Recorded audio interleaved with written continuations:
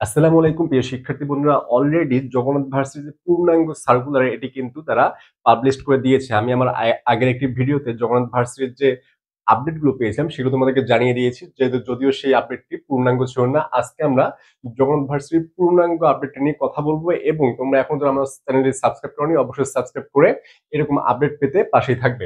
তো আজকে জগন্নাথ ভার্সিটির প্রথমে যে আমরা দেখি যে অনলাইনে আবেদন করতে, এবং এই আবেদনের ডেটটি হলো 1 ডিসেম্বর দুপুর 12টা থেকে 15 ডিসেম্বর রাত 11টা 59 মিনিট পর্যন্ত তুমি আবেদন করতে পারবে। এখানে প্রাথমিক আবেদন ফি রাখা হয়েছে 100 টাকা। তুমি প্রাথমিকভাবে যে আবেদনটি করবে তার জন্য তোমাকে 100 টাকা পে করতে হবে, এবং প্রতিটা ইউনিটের জন্য 40,000 জন স্টুডেন্ট সিলেক্ট হবে। প্রতিটা ইউনিটে 40,000 জন তোমরা সিলেক্ট হবে এবং এক্সাম দিতে পারবা, যেটা রাজশাহী ভার্সিটির মতো কিছুটা করেছে। এবার চূড়ান্ত আবেদন যেটা, সেটা হচ্ছে 17/12/24 থেকে 30/12/24 পর্যন্ত তুমি চূড়ান্ত আবেদনটা করতে পারবা সিলেকশন হওয়ার পরবর্তী টাইমে। এবং এই চূড়ান্ত আবেদনের ফিটা হচ্ছে 700 টাকা। এবং এই আবেদন করার পরে তোমরা এডমিট কার্ড ডাউনলোড করতে পারবা 10/1/25 থেকে 25/1/25 তারিখ পর্যন্ত তোমরা এডমিটটা ডাউনলোড করতে পারবা। এখন যে আমরা দেখি ভর্তি আবেদন যোগ্যতা কি, এবং এখানে কি ফার্স্ট টাইম বা এখানে কি সেকেন্ড টাইম রয়েছে কি থাকছে না, সেই ব্যাপারটি দেখবো। দেখো, এসএসসি 2021 ও 22, এসএসসি 21 ও 22, কিন্তু এইচএসসি হচ্ছে 24, অর্থাৎ ভ্যারা এখানে কিন্তু সেকেন্ড টাইম থাকছে না। এখানে তোমরা সেকেন্ড টাইমরা যারা আছো তারা এক্সাম দিতে পারবা না, সেকেন্ড টাইমরা এখানে এক্সাম দিতে পারবা না। এবং এখানে মোট আসন রয়েছে 2815 প্লাস, মোট আসন প্রায় 2815 প্লাস 2815টির বেশি আসন এখানে রয়েছে। ইউনিট ভিত্তিক যে যোগ্যতা সেটাও তারা পাবলিশ করে দিয়েছে। দেখো, এই ইউনিট শুধুমাত্র সায়েন্সের জন্য, এখানে সায়েন্স ছাড়া অন্য কোনো গ্রুপে স্টুডেন্ট পরীক্ষা দিতে পারবে না। এখানে আসন রয়েছে 860টি আসন এখানে রয়েছে।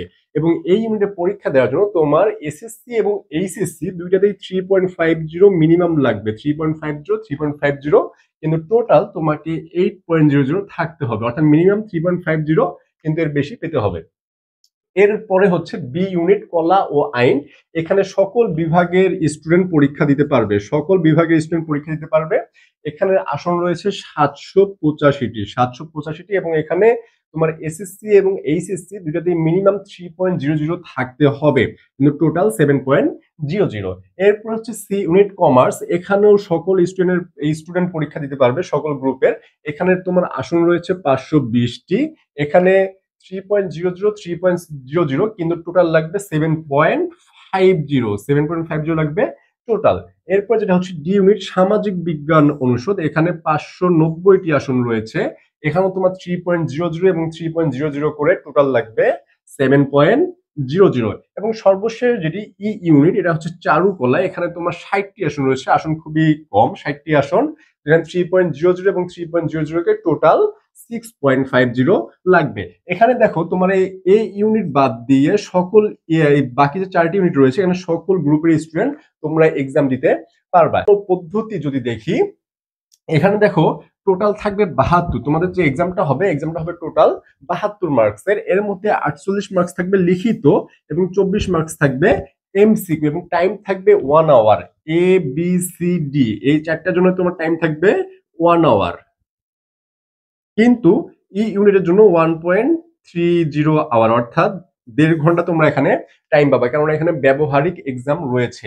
এবং জিপিএ তে থাকবে 28 মার্কস। এই 28 মার্কসের মধ্যে দেখো এসএসসি 12 এবং এইচএসসি 16। এসএসসি থাকবে 12 এবং এইচএসসি তে থাকবে 16। এটা হচ্ছে জিপিএ পদ্ধতি। এখন আমরা দেখবো যে কোন কোন ইউনিটের জন্য কোন কোন সাবজেক্ট থেকে পরীক্ষা দিতে হবে। দেখো, এরপর হচ্ছে যে কোন কোন ইউনিট থেকে কোন কোন সাবজেক্টে পরীক্ষা দিতে হবে। ফার্স্টে যদি দেখি এই ইউনিটে ফিজিক্স কেমিস্ট্রি বায়োলজি অথবা ম্যাথ, ফিজিক্স কেমিস্ট্রি বায়োলজি অথবা ম্যাথে তোমাকে এক্সাম দিতে হবে, কারণ এই ইউনিটটি কিসের জন্য? সায়েন্সের জন্য, যার কারণে ফিজিক্স কেমিস্ট্রি বায়োলজি অথবা ম্যাথ। বি ইউনিট যেটা রয়েছে কলা বা মানবিকের জন্য, যার কারণে এখানে বাংলা, ইংলিশ অথবা জিকে, সকল ইউনিটের জন্য বাংলা, ইংলিশ, জিকে তে এক্সাম দিতে হবে। সি ইউনিট যেটা রয়েছে ইংলিশ, গাণিতিক বুদ্ধিমত্তা, হিসাব বিজ্ঞান এবং ব্যবসা নীতি ও প্রয়োগ। এটা হচ্ছে শুধুমাত্র কমার্সের জন্য, যারা কমার্সের স্টুডেন্ট রয়েছে তারা এই সাবজেক্টগুলোতে পরীক্ষা দিবে। কিন্তু যারা অন্যান্য গ্রুপের রয়েছে তারা যদি পরীক্ষা দাও, তাহলে ইংলিশ, গাণিতিক বুদ্ধিমত্তা ও জিকে তে তোমাকে এক্সাম দিতে হবে। বি ইউনিট যেটা রয়েছে এখানে দেখো বাংলা, ইংরেজি, গাণিতিক বুদ্ধিমত্তা ও জিকে। ই ইউনিট যেটা রয়েছে বাংলা, ইংরেজি, জিকে এবং ড্রয়িং, যেহেতু এটা চারুকলার ইউনিট যার কারণে এখানে ড্রয়িংটা আলাদাভাবে কিন্তু থাকবে। এখন পরীক্ষা কবে হবে?